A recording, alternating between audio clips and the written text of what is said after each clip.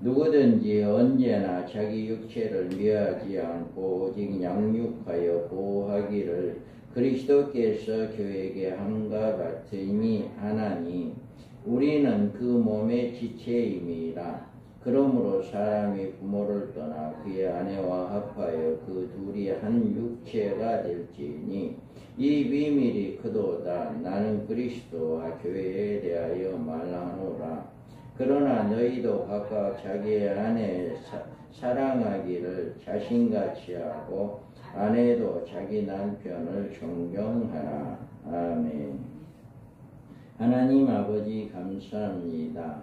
오늘 이 말씀을 통해서 우리의 삶이 어떤 삶을 살아가야 할 것인가를 바로 알고 바로 깨닫게 하여 주옵소서. 감사하며 예수님의 이름으로 기도합니다. 아멘. 예배는 아멘. 예배를 통해서 무더운 날씨에 여러분 새 힘을 얻기 바랍니다. 네, 8월 한 달도 이제 내일부터 비가 온다고 그럽니다. 한 주간 동안 비가 온다고 그러는데 아무튼 여러분들이 이 더운 날씨 또 비가 오더라도 폭우로 인해서 피해가 없는 여러분들 되기를 주님의 이름으로 축복합니다. 우리가 오늘 본문의 말씀은 여기에서 보면 이 비밀이 크도다. 나는 그리스도와 교회에 대하여 말하노라. 여기에서 말하는 비밀이라고 합니다. 그리스도와 교회에 관계된 남편과 아내의 관계가 같다고라고 하는 이 말인데 이 말이 비밀이다. 비밀은 예수님이 남편이라면 교회는 아내입니다. 그래서 교회는 예수 그리스도의 신부라고 하는 것입니다. 이것이 참으로 신기한 비밀이다. 왜 예수님 우리 남편이 되고 우리는 내 신부가 되느냐. 이거에 대한 비밀이다라고 하는 거예요. 그래서 성경은 우리를 예수 그리스도의 신부라고 말씀하는 것은 우리와 예수님과의 관계를 가장 친밀한 관계, 그런 친밀한 관계를 유지하기 위한 것이다. 그래 예수님께서 우리를 얼마나 사랑하시고 계시는지, 우리를 얼마나 친밀하게 생각하고 계시는지를 잘 보여주는 말씀이 바로 신부다, 또 남편이다 라고 이야기하는 것입니다. 성경에서는 여러 가지 방법으로 하나님과 우리의 관계 혹은 예수님과 우리의 관계에 대해서 말씀을 하고 있어요. 우리는 예수 그리스도의 하나님의 우리는 종이다. 그리스도의 종으로서 우리는 겸손하게 복종하고 그리스도의 종으로서 우리의 할 일을 다 해야 하는 이것이 종의 관계다. 그러나 주인과 종의 관계는 매우 조심스럽고 어려운 관계가 있습니다. 그래서 그런가 하면 이렇게 종이라고도 하고 또 우리는 벗이다, 하나님의 벗이다라고도 합니다. 자, 읽어봐요. 자, 사람이 자기의 친구와 이야기한 같이 여호와께서는 모세를 대면하여 말씀하시며 모세는 진으로 돌아오나 눈의 아들 젊은 수종자 여호수아는 해막을 떠나지 아니하니. 다음에 모세가 하나님이 마치 모세와 친구 대하듯이 이렇게 대했다라고 이야기해요. 그래서 이와 같이 우리가 하나님과 우리의 관계가 마치 이렇게 친구 관계다 이렇게 이야기합니다. 그런데 또 여기에서부터 너희는 종이라 하지 아니하고 친구로 부른다. 이렇게 예수님께서도 너희는 내가 명하는 대로 행하면 곧 나의 친구라. 이제부터는 너희를 종이라 하지 아니하리니 종은 주인이 하는 것을 알지 못함이라. 너희를 친구라 하였노니 내가 내 아버지께 들은 것을 다 너에게 알게 하였습니다. 아멘. 이와 같이 이제는 예수님은 우리를 뭐라고 이야기했냐? 하나님은 모세에게 친구다 라고 이야기했는데 예수님은 우리에게 뭐라고 했냐? 너네들은 이제 종이 아니고 친구다. 벗이다라고. 이제는 친구다라고 이야기해요. 그래서 우리는 주인과 종의 관계는 아주 부담스러운 관계예요. 그런데 친구와 관계는 아주 가까운 관계가 되는 거죠.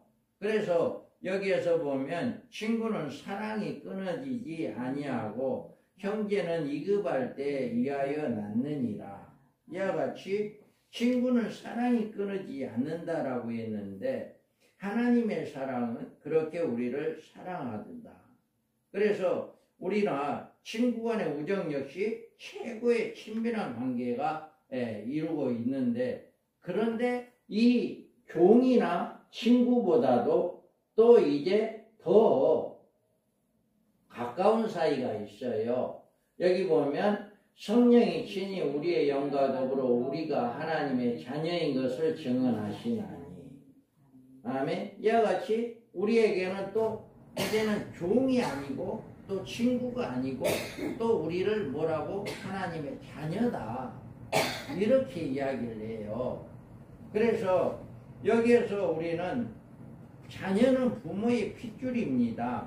그래서 부모로부터 특별한 지위를 물려받게 되고 부모의 유산도 물려받기도 합니다. 자녀는 부모를 닮아가요.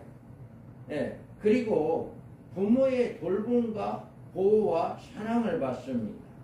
마치 우리가 하나님의 형상을 받아서 하나님을 닮았고 하나님으로부터 보호와 사랑과 돌봄을 받는 것과 같습니다. 그러나 어린 자녀는 이해가 부족하고 성숙성이 부족하고 친밀감에서 한계가 있습니다. 하나님이 찾으시는 것은 우리에게 이와 같이 이제는 종, 또 이제 친구, 또 이제 자녀, 이것보다도 하나님과 같이 사랑의 교제를 맺는 이런 동료, 친밀한 동료가 되기를 원하고 있습니다. 그래서 특별한 관계를 맺고 사랑의 교제를 나눌 수 있는 파트너를 원하셨고 그것은 바로 결혼관계에 가장 잘 표현되어 있다. 그래서 하나님은 우리와 가장 가까이 지내기를 원하고 있는데 종보다도 하나님의 친구보다도 자녀보다도 더 가까운 사이가 뭐냐? 바로 부부다. 그래서 최대의 특권은 하나님과 개인적이고 사적인 교제를 나누는 시간을 가지는 것이다. 그래서 내가 여호와께 바라는 한 가지 일, 그것을 구하리니 곧 내가 내 평생에 여호와의 집에 살면서 여호와의 아름다움을 바라보며 그의 성전에서 사모하는 그것이다. 아멘. 여러분 예수를 믿는다고 한다면 내가 하나님을 바라보며 묵상할 때 하나님의 아름다움과 하나님의 영광을 느끼게 되는 것이 얼마나 즐거운 일인가. 여러분 예배를 통해서 하나님을 만나는 시간 되기를 바랍니다. 예배를 통해서 하나님의 음성을 듣는 시간 되기를 바랍니다. 이 하나님을 만나고 하나님의 음성을 들음으로 내 마음이 평안이 오고 내 마음이 기쁨이 오는 이런 역사가 일어나야 해요. 우리는 영광스러운 신랑께서 우리를 사랑하시고 우리를 그에게 이끄시는 그 예배, 그것이 바로 예배다. 우리가 하나님이 우리를 사랑하고 있고 예수님이 우리를 사랑하고 있음을 뭘로? 예배를 통해서 우리는 그 사랑을 확인할 수가 있고 그 예배를 통해서 우리의 사랑을 고백할 수 있는 것이 바로 예배이다. 이거를 이야기하는 것입니다. 예배는 우리의 마음에 열고 우리의 감추어진 비밀과 피로까지도 드러내는 시간입니다. 우리는 우리의 연약함을 있습니다. 그러나 주님을 믿을 수 있는 분위기에 우리가 그의 임재 앞에 갈 때마다 우리의 마음을 열고 주님께 나가 우리의 연약함을 그대로 고백하는, 우리의 모든 죄를 그대로 고백하는, 이게 바로 예배다라고 하는 거예요. 그래서 구약 성경에 보면 성전에는 예배할 때 세 곳에 예배할 수 있었어요. 성전에는 성전 뜰과 성소와 지성소가 있었습니다. 이와 같이 우리가 주님과 개인적으로 교제할 때 우리가 주님을 얼마나 가깝게 만날 수 있는 것인가? 우리가 성전 뜰에서 예배를 드릴 것인가? 아니면 우리는 성소 안에서 예배를 드릴 것인가? 지성소에서 가장 가까운 곳에서 예배를 드릴 것인가? 그거는 우리가 주님과의 관계가 단순히 종의 관계인지 친구의 관계인지 자녀의 관계인지 아니면 부부의 관계인지 이거를 우리가 알게 하는 것이다. 여러분들이 지금 교회에 왔어요. 그러면 내가 지금 하나님과 나의 관계, 예수님과 나의 관계가 어떤 관계로 예배를 드리고 있냐? 바로 부부의 관계로 예배를 드리는 여러분 되기를 바랍니다. 그래서 아주 가까운, 우리는 하나님은 예수님을 십자가에 의해서 죽으실 때 우리를 그의 백성으로 삼으시고 우리와 언약을 맺으셨어요. 그래서 하나님께서 치르신 엄청난 대가로 인해서 우리를 구원받을 뿐 아니라 하나님의 택하신 백성이 되었습니다.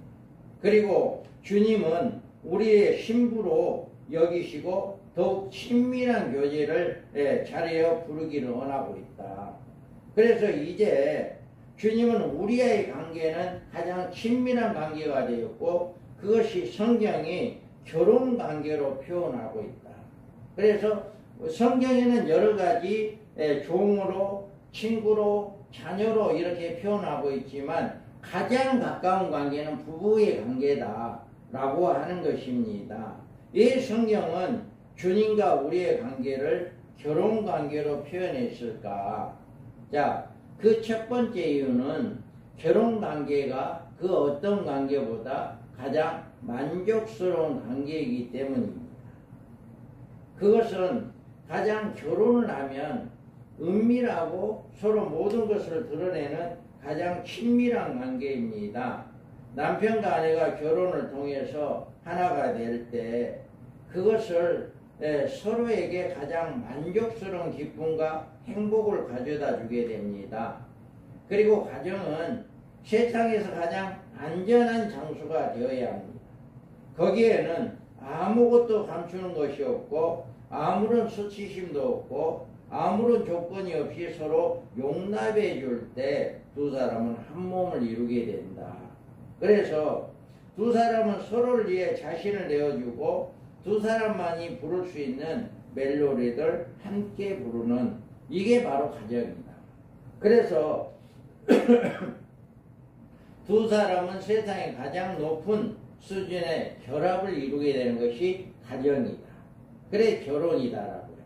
그래서 주님과 우리의 관계가 이렇게 부부의 관계처럼 아주 가까운 관계, 무엇이라든지 우리 주님 앞에 나는 다 고백하고 주님은 나의 모든 고백을 다 알고 나의 모든 것을 받아들이고 나의 모든 것을 도와주는, 이 모든 것을 주님과 함께하는 이것이 바로 결혼관계다라고 하는 거예요.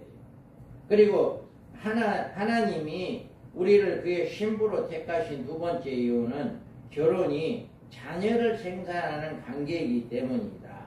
여기에서 보면 또 내가 내게 이르노니 너는 베드로라. 내가 이 반석에 내 교회를 세우리니 음부의 권세를 이기지 못하리라.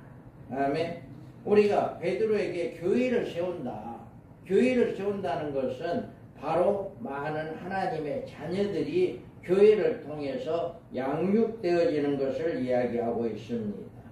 그래서 주님은 그의 신부인 교회를 통해서 계속적인 영적인 재생산을 이루어진다. 교회를 통해서 많은 가정을 통해서 자녀가 나오고 이 자녀들이 나오게 된 것처럼 교회를 통해서 많은 죽어가는 영혼들이 예수를 믿게 되어지는 이런 역사가 교회를 통해서 일어나기 때문에 하나님은 이렇게 결혼 부부관계다라고 이야기하는 이유가 바로 이렇게 자녀를 양육하기 위한 것이다. 그래서 예수 그리스도를 믿는 자는 예수님은 우리 교회를 그냥 친구로 생각하지 않습니다. 그냥 가끔 데이트나 하는 그런 관계를 원하지 않습니다. 데이트와 결혼 생활은 완전히 다릅니다. 결혼 생활을 위해서는 안전한 헌신이 필요합니다. 우리는 그리스도의 신부인데 종종 정혼한 신랑이 다시 오실 것을 잊어버리고 있을 때가 많이 있어요. 그래 우리가 함부로 예수님이 우리의 신랑인데도 그 신랑을 사모하고 그 신랑을 기다리는 이런 믿음이 아니라 신랑을 전혀 생각지도 아니하는 그런 세상을 살아가는 그런 믿음의 사람도 있다라고 하는 것을 우리가 알 수가 있습니다. 우리는 안전하신 하나님의 아들 예수 그리스도께서 우리를 사랑하시고 우리를 위해 죽으시고 우리를 그의 영광스러운 신부로 삼으셨는지 잘 이해할 수 없어요. 그러지만 우리는 안전하지 못한 신부감이고 때로는 까다롭고 변덕스럽고 아무것도 잘난 것이 없는 우리를 하나님은 택해 줬다는 거예요. 우리는 신부 자격이 될 만한 조건이 하나도 없어요. 그런데도 하나님은 우리를 위해서 그를 죽고 십자가에 죽으시고 부활하게 하심으로 그를 우리의 신랑으로 삼아주셨다라고 하는 것입니다. 이것은 우리가 잘나서가 아니라 하나님의 전적인 은혜고 하나님의 사랑이다. 우리를 부부관계와 같이 아주 가까운 관계, 아주 친밀한 관계로 우리를 사랑하기 때문에 그를 십자가에 죽게 하고 우리를 믿고 그의 하나님의 아들로 선택해 주신 것이다 라고 하는 것입니다. 우리가 예수님의 그 영광스러운 신부가 되었다면 이제 우리가 그리스도의 신부로서의 해야 할 일이 무엇인가를 잘 알아야 합니다. 그래서 우리는 전혀 신부의 자격이 없는데도 예수 그리스도가 우리를 위해 죽으시고 부활하시고 우리를 사랑해 주셔서 우리를 신부 삼아 주셨다.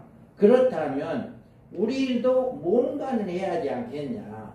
우리를 신랑 삼아 주신 우리의 신랑 대신 우리를 위해서 죽으시고 부활하신 그 예수 그리스도를 위해서 우리를 사랑하신 하나님을 위해서 우리는 뭔가를 해야 하지 않겠냐라고 하는 것입니다. 자, 우리가 첫째로 우리는 날마다 더 온전한 신앙인으로 성장해야 합니다. 자, 이는 곧 물로 씻어 말씀으로 깨끗하게 하사 거룩하게 하시고 자기 앞에 영광스러운 교회로 세우사 티나 주름 잡힌 것이나 이런 것들이 없이 거룩하고 흠이 없게 하려 하심이라. 아멘. 우리 주님은 우리를 말씀으로 깨끗게 하시고 거룩하게 하십니다. 주님은 우리를 날마다 성숙하게 되어서 언제나 주님과 함께 멍에를 맬 수 있는 그리스도인이 되기를 바랍니다. 물론 주님과 함께 멍에를 매면 주님이 더 짐을 져 주실 것입니다. 대부분이 무거운 짐을 주님이 져 주실 것이고, 그러나 나도 주님과 십자가를 지고 나갈 수 있는 주님의 사람이 되어야 한다. 모든 것을 다 주님께 맡기는 것이 아니라 나도 뭔가는 해야 한다. 그것이 바로 뭐예요? 예배예요. 여러분이 교회에 와서 예배 시간에 졸지 않고 여러분 말씀을 잘 듣고 말씀대로 순종하는 것, 이것이 바로 주님을 위해서 뭔가를 해야 하는데 바로 날마다 온전한 신앙으로 성장이다. 날마다 말씀으로 거룩함으로 이제 우리 애가 성장해 나가야 한다. 그러기 위해서는 우리가 날마다 말씀으로 새로워져야 하고, 날마다 예배를 통해서 하나님의 임재 앞에 나가고, 하나님의 말씀을 묵상할 때 나에게 주시는 네마의 말씀을 통해 죄를 회개하고 주님의 보혈로 정결케 되어지는 이런 역사가 바로 온전한 신앙, 거룩한 신앙으로 성장하는 것이다. 바로 우리가 주님을 위해서 해야 할 일은 이렇게 날마다 온전한 신앙 되기를, 거룩하고 흠이 없는 이렇게 하나님의 사람들 되기를 바랍니다. 그래 늘 말씀대로 여러분 순종하기만 하면 되는 거예요.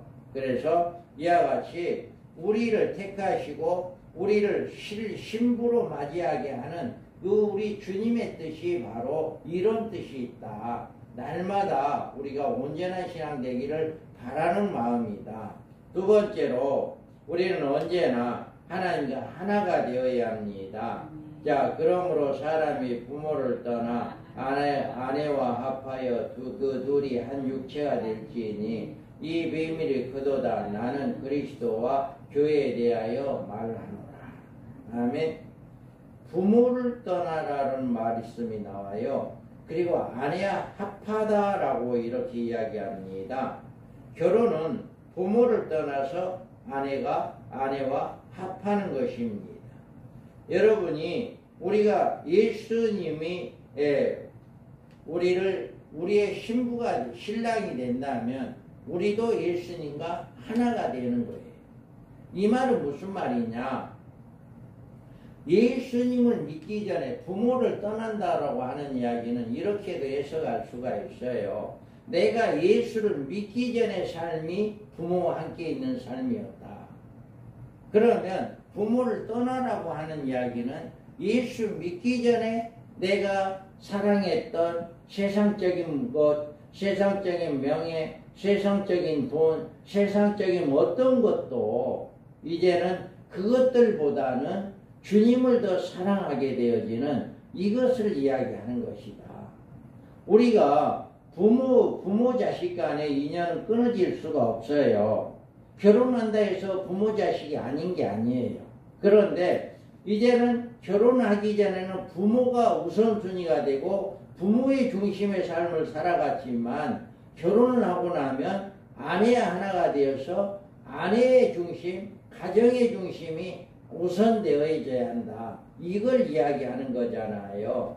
그렇기 때문에 우리가 예수 믿기 전의 삶과 예수를 믿고 있는 사람과는 바꿔져야 한다. 이 말입니다. 그래서 여기에서 보면 한 사람이 두 주인을 섬기지 못할 것이니 혹 이를 미워하고 저를 사랑하거나 혹 이를 중히 여기고 저를 경히 여김이라. 너희가 하나님과 재물을 겸하여 섬기지 못하느니라. 아멘. 이와 같이 여러분들이 과거에 믿기 전에 가지고 있었던 관계를 떠나야 합니다. 전에 육신을 즐겁게 하던 돈이나 명예나 오락이나 직업이 주인의 노릇을 했다면 이제는 하나님을 주인으로 모시고 하나님을 믿고 신뢰하고 하나님의 말씀대로 살아가야 한다. 이 말입니다. 그래서 하나님께서 성령님을 통해서 하나님의 마음을 가지게 하시고 하나님의 뜻대로 살 수 있는 힘과 능력을 우리에게 주시는 것이다. 여러분들이 이와 같이 우리는 온전히 이제 부모를 떠나 아내와 하나가 되는 이런 역사가 일어난 것처럼 우리는 언제나 하나님과 하나가 되어지는, 예수님과 하나가 되어지는 이런 삶이 되기를 바랍니다. 이것이 바로 부부의 우리를 신부로 택해준 이유이다. 하나가 되기 위한 것이다 라고 하는 거예요.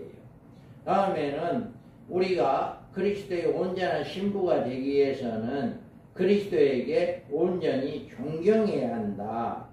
자, 그러나 너희도 각각 자기의 아내를 사랑하기를 자신같이 하고 아내도 자기 남편을 존경하라. 아멘.